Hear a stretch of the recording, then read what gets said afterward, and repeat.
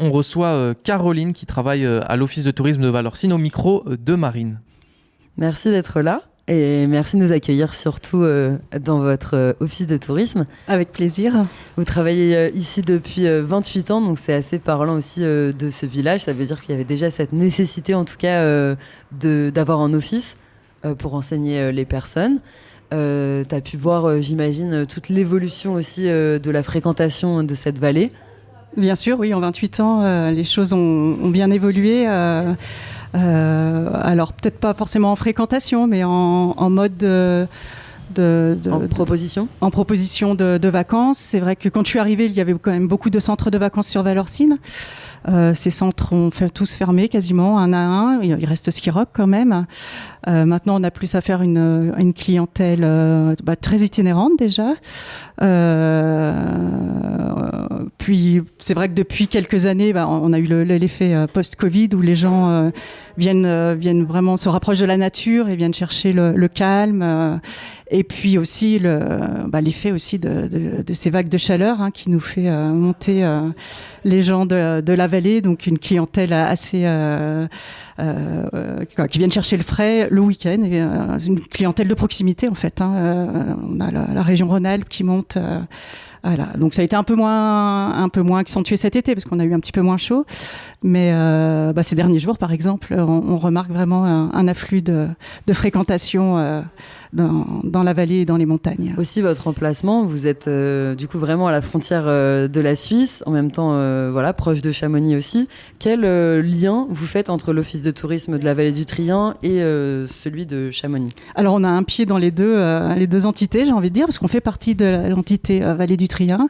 Et puis, bien sûr, administrativement, et puis au niveau de la communication, on fait partie de la vallée de Chamonix, puisque l'Office de Valorcine fait partie de l'Office de tourisme vallée de Chamonix, intercommunal. Pour nous, c'est très intéressant de pouvoir jouer sur les deux tableaux, en tout cas en proposition touristique. On a la chance d'avoir quand même un grand nombre de propositions de randonnées, d'activités sur ces deux tableaux. Et puis, du coup, on bénéficie aussi de cette promotion touristique des deux côtés de la frontière. Et on est aussi sur cet axe. En fait, Valorcine est sur un axe international aussi. Donc, c'est vrai que toutes ces voitures qui passent parfois ne font que passer, mais quand ils arrêtent à l'office de tourisme, on essaye un peu de les retenir parce qu'ils sont quand même assez émerveillés par cet environnement naturel et on arrive parfois à créer des séjours pendant ces rencontres. Et même sans chercher du côté que ce soit de la vallée du Trien ou de Chamonix, ici à Valorcine, il y a quand même un paysage associatif très dense, notamment avec le comité des fêtes qui est aussi actif. Il y a aussi beaucoup d'événements qui se passent à Valorcine même. Oui, bien sûr, on a un tissu associatif qui est historique. C'est vrai que Valorcine a quand même longtemps vécu seul, on va dire.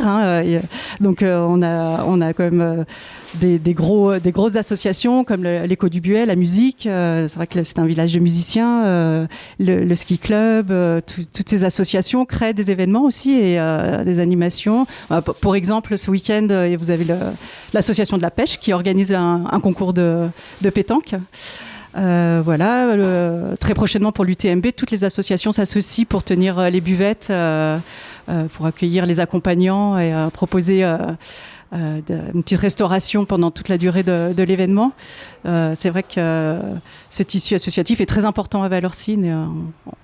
Alors la population se renouvelle en ce moment, donc ils essaient de maintenir quand même ce lien parce que c'est quand même important pour nous, dans un petit village, de vivre tous ensemble. Et justement, la particularité de l'Office de tourisme de Valorcine, t'en parlais par rapport à l'UTMB qui commence lundi prochain, c'est que vous êtes associé du coup à cet événement pour que ça se passe le mieux possible dans le village. Comment ça se passe concrètement, votre collaboration avec l'UTMB ? Alors, à l'Office de tourisme, on a été associés dès les premiers UTMB pour venir en aide à l'organisation on va dire localement parlant, quoi, puisqu'on c'est quand même nous qui connaissons le mieux le terrain. Donc l'office, en tout cas, s'occupe des bénévoles. En fait, gère les bénévoles de Valorcine, bien sûr. Hein, ça représente quand même une bonne 50aine de personnes.